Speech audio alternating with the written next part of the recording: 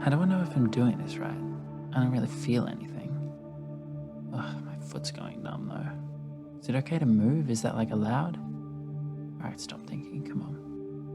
Ugh, my back's hurting now as well. Did I text Dan back? Oh, no, I forgot to put the bins out. I should really do that. How long has it been? Surely I'm almost done. Maybe my timer stopped working. How would I even know? I'd just be stuck here. I should check. Yeah, just a quick check. Oh, it's been 5 minutes. Alright, I'm done. So if that experience sounded familiar at all, and you're someone that's tried to start meditating but just can't really get it to work for you, then you're in the right place, because today we're talking about my 10 tips to continue and stick with your meditation practice. So hey, welcome back family. If you're new here, my name's Mitch. I'm a coach and I help you create a life, job, and impact that aligns with who you uniquely are, because you are awesome, my friend. Cool. So this is a really good one because I hear this a lot. I feel like meditation is no longer some misunderstood foreign concept. It's now widely accepted as something that people should be doing, and they know the benefits, or at least they know some of the benefits, but they might have tried and they just can't really get it to work for them. I hear this a lot from friends and from clients. So I'm not going to go too far into the benefits of meditation because I feel like there's other videos you could look at to find that of more experienced people than me. But what I really love about it is just the de-stressing, the creating space between your busy life and creating that space for yourself. And then the introspection that occurs as well. You really begin to start to know yourself and begin to understand your thought patterns a lot more, and understand how you are separate to all the thoughts that occur inside your head. So I've been meditating for a fair few years now, about 7 now, and my journey's been quite funny. I started off just trying to not think for as long as I could. I would just I'd set a timer for like 60 seconds, and I would try to just not think for as long as I could. And then when a thought would pop in my head, I'd get mad at myself, like I'd fail, and then set the timer again and try to not think. And that is not how you should try to meditate. But after that, I graduated onto starting to do some like breath meditation, focusing on my breath and the sound and the feeling. And after a while, once I wanted to take it a bit more serious, I did a Vedic meditation course, which is quite similar to transcendental meditation. And since then, I've really enjoyed my practice and really seen a lot of benefits from it. So there seems to be 4 main things that people struggle with when trying to start and keep up a meditation practice. The first is that they feel like they don't have enough time. And there's this common Zen saying that says you should meditate for 20 minutes a day, and unless you're busy, and then you should meditate for an hour, which just goes to show if you don't have 20 minutes in your day, you should be meditating for longer than that, because you must be so stressed if you don't have 20 minutes in a whole day to just sit and be. And so it really comes down to priorities. You know, there probably is a way that you can fit this in. Maybe you need to do 10 minutes, maybe it starts at 5 minutes, but if you prioritize it, it really can be fit into your day, and the benefits you can receive from it will make, you know, if it's because you've got too much work, if you're implementing meditation, it's de-stressing you, it's probably making your work more effective when you are working. So there's ways that you can prioritize it if you do want to. So the next is not seeing the benefits. So people often, you know, do it for 2 weeks and they don't feel anything different, and so they stop. But it really is a cumulative practice. And I've found sometimes when I've gone for a block of, let's say, 6 months of meditating consistently, sometimes I actually can't really see the tangible benefits until I stop, until I take it away, and I start getting stressed, I start getting overwhelmed, and I think, what's changed in my life? And the only thing that has changed is meditation. When I've added it back in, then I slowly, you know, de-stress and de-overwhelm. And so it really is a practice, and something that you need to commit to for the long haul, and just be with it and trust that it is working. And when you do that for a consistent long-term period of time, that's when you're really going to start to see the benefits in your life. So the next thing is that people feel like they're not doing it right, and they're sitting there thinking, oh, you know, am I thinking of the right things? Am I focusing on my breath? I'm not in some, you know, ecstatic way of being. I'm not transcending dimensions right now. Like, I must be doing this wrong. And this is a common thing where people have a misconception of what the actual experience of meditation is like. And there's probably only been like maybe 1 to 2% of the times when I've meditated, and it's generally when I've been a bit more experienced, where I've felt really, you know, in this almost like numbing, beautiful, calming, warm space when I've been meditating. And like half the time I do it, it's just my thoughts going crazy, and I'm just sitting there being like, geez, my brain is a weird place. And so, you know, don't overthink it. Just be with it, just sit with it, and don't be afraid that you're doing it wrong or something like that. And finally, the last one is talking yourself out of it, whether that be before or during. So in terms of before, something that's helped me is just like thinking it as just sitting for 20 minutes, like not having any pressure on any outcomes or any like activity that I'm doing. I'm literally just sitting in this couch for 20 minutes. It's not that hard, really. It's not like exercise where you're having to go out and exert yourself. You're really just sitting down. And in terms of during, I've definitely been prone to this at times as well. And it can be, you know, easy to get a notification or something, and you see you've done it for 10 minutes and you're like, oh, that's good enough. And it really is just about discipline and just knowing that you're going to try and talk yourself out of it. And as you start to meditate, you'll notice that the words and the thoughts in your head are not necessarily you, and they'll be trying to talk yourself out of it. They'll be trying to do these things, and just to be there and witness them and just commit to that 20 minutes. You know, if you have to set an alarm, just commit to being there until that alarm goes off. It doesn't matter if you're in some state of being that's transcending dimensions, or whether you're just chaotically watching your thoughts. You know, just be there with it and commit to it.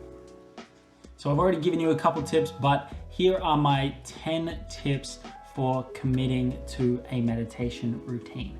So the first one is, if you're doing meditation in the morning, do not go on your phone beforehand. There's something about picking up your phone where you get this flood of like notifications and the news and whatever's going on with your day.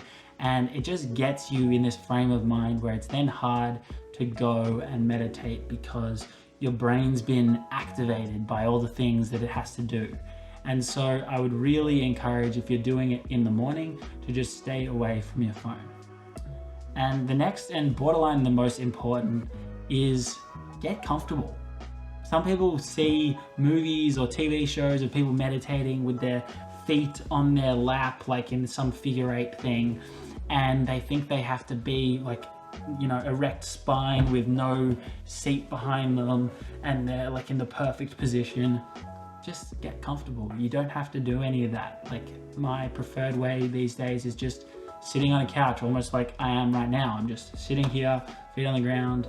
I have my hands resting in my lap. You know, I've had experiences where for a period of time I felt like I had to be cross-legged on some, you know, cushion that I had, and my foot would go numb all the time. It's like cutting off this vein in my foot when I would have it on the floor, and my foot would go numb almost every single time. But I was so committed that I thought I had to be doing it this way, and you don't have to. So just get comfortable and it'll make your job 1,000 times easier. The next is to do less. Just do it. Just be there. Just think of it as sitting down for 20 minutes. Don't overthink it. Don't think that you need to have some experience. Just be there and sit there, focus on whatever it is you're focusing, your breath, a mantra, a guided meditation, and just be there. Routine is another really important one. So I would recommend doing it at the same time each day if possible, and also having a little space that you do it. Have, you know, a couch that you always meditate in the same spot at the same time, and just make it a little ritual. Some people go as far as even having a little altar type thing there, and just really make this a special thing that you do each time, and you commit to this practice of just showing up, sort of like yoga, like you're showing up to the mat. You know, it might not be the best experience each time, but you're just being there, you're just committing to being there, and you will be there tomorrow. You also want to explore different types of meditation. So I find that a lot of people try to start with guided meditations. They feel like that's an easy first step, and you know, that's what's on all the apps that you try to do it through. And you know, I personally don't really like guided meditations, and some people don't connect with them and then they just give up. But really find what works for you. There's so many different types. There's even like walking meditations, or there's focusing on the breath, or there's, you know, focusing on sounds, or there's so many different types of it. And my personal favorite is mantra meditation, which is, you know, the basis of Vedic and transcendental meditation. I'm not allowed to give you my mantra, but if you are looking to do something like that, one that I've found which is open to all and you don't have to pay for is Om Namah Shivaya, which hopefully I said that correctly. And it's got lots of different meanings. I tried to look up the exact meaning, but it has something to do with Shiva. And one sort of interpretation I found was I bow to the inner self. But that saying is supposed to have lots of positive energy infused in it.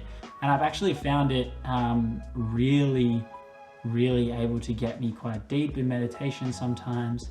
I would warn you though that if you're used to things like breath meditation, switching to mantra meditation can be a little bit of a learning curve. I personally found it quite hard to switch from focusing on my breath to then meditating and not focusing on my breath and focusing on something else. I just found that a little bit difficult. So if that's you, just stick to it. It will get easier and it's definitely worth it.